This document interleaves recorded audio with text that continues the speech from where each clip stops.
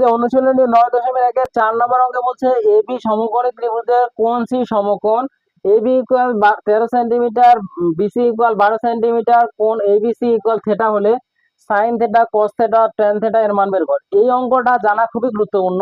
এই অঙ্কটা যদি তোমরা শিখো তাহলে তোমরা যে 5 নম্বর যে অঙ্কটা আছে 5 নম্বর অঙ্কটা করতে পারবা। দেখো এটা মনোযোগ দিয়ে দেখো, এই 4 নম্বর অঙ্ক করতে পারলে অটো 5 নম্বরটা করতে পারবা। তো দেখো আমাদের এখানে একটা ত্রিভুজ দেওয়া আছে, কি এবিসি ত্রিভুজ।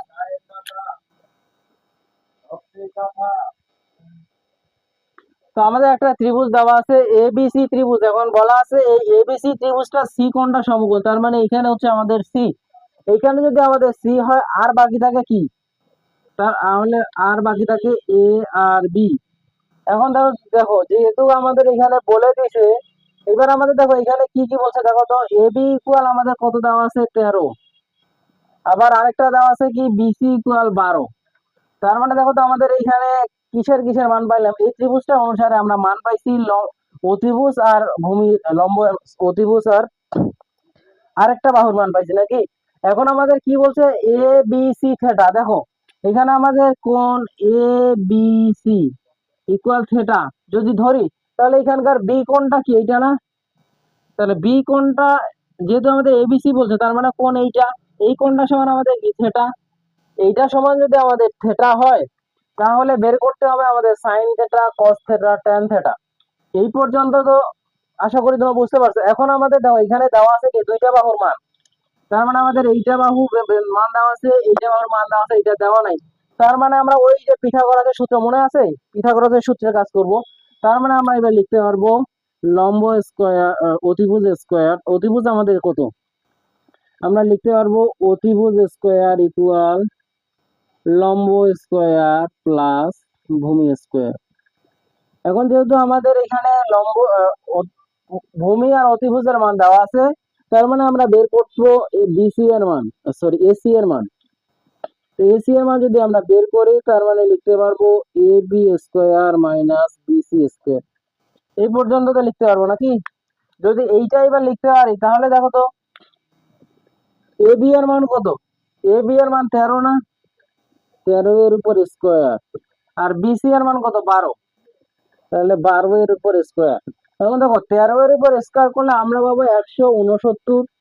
তোমরা ক্যালকুলেটরে স্কোয়ার করো, 13 এর উপর তোমরা যদি ক্যালকুলেটর স্কোয়ার করো তাহলে হবে 169, 12 এর উপর করলে বাবা 144, এর দুইটা যদি এবার মাইনাস করো তাহলে বাবা 25। দেখো এসি স্কোয়ার ইকুয়াল আমাদের 25, তার মানে এসি ইকুয়াল আমাদের কত হবে, এসি যদি আমরা বের করি এসি পাবো 5। আশা করি তোমরা বুঝতে পারছো। এখন দেখো এসি ইকুয়াল যদি 5 হয় তার মানে আমাদের এইটার মান কত 5। এই পর্যন্ত এখন দেখো আমরা এই তিনটা বাহুরে মান পাইছি কিনা, আমরা এই তিনটা বাহুর মান পাইছি, মানে আমরা এই যে কোনো অনুপাত। এখন এই এই তিনটা না, এখানে যদি আমাদের আরো যে দুইটা দেওয়া আছে, এই পাঁচটা আমাদের এই তিনটা দেওয়া আছে। এখন যদি আমাদের ছয়টা বের করতে বলে আমরা পারবো না।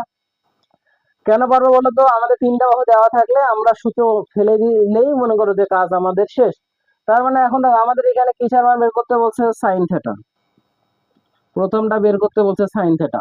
এখন সাইন থিটা সমান আমরা কি জানি, সাইন থিটা সমান আমরা জানি লম্ব বাই অতিভুজ। অতিভুজ এইটা, লম্ব এইটা কিনা, সমকোণ সূক্ষ্মকোণের বিপরীত বাহুকে কি বলে আমরা লম্ব। তাহলে আমাদের লম্ব কত এসি, আর অতিভুজ কত এ বি। তাহলে এসি এর মান কত 5, এ বি এর মান কত 12, সরি 13। এরপরে আমাদের কিসের মান বের করতে বলছে, cos theta. Cos theta equal আমরা কি জানি ভূমি, তো ভূমি আমাদের কত বিসি, ভূমি হচ্ছে আমাদের বিসি, আর অতিভুজ হচ্ছে আমাদের এ বি। তাহলে বিসি এর মান কত 12 আর এসি এর মান কত 13। এরপরে আমাদের বের করতে বলছে ট্যান থিটা। ট্যান থিটা সমান আমরা কি জানি লম্ব বাই ভূমি। তো লম্ব বাই যদি ভূমি জানি,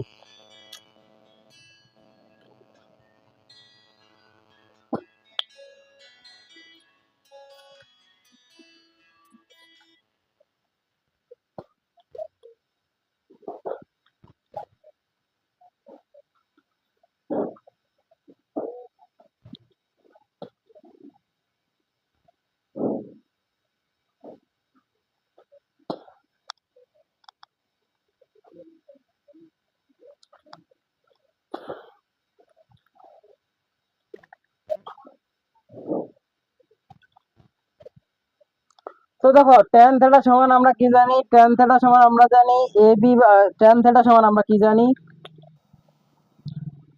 tan থিটা সমান আমরা জানি লম্ব বাই ভূমি। তাহলে লম্ব আমাদের এখানে কত, AC, আর BC, OC ভূ সমান আমাদের কত, BC, সরি ভূমি সমান কত, BC। তাহলে AC এর মান কত, 5, আর BC এর মান কত, 12। তো এই হচ্ছে আমাদের তিনটা মান বের করা শেষ। আশা করি তোমরা এই পর্যন্ত বুঝতে পারছো। এরপরে তোমরা 5 নম্বরটা একইভাবে করে নিবা।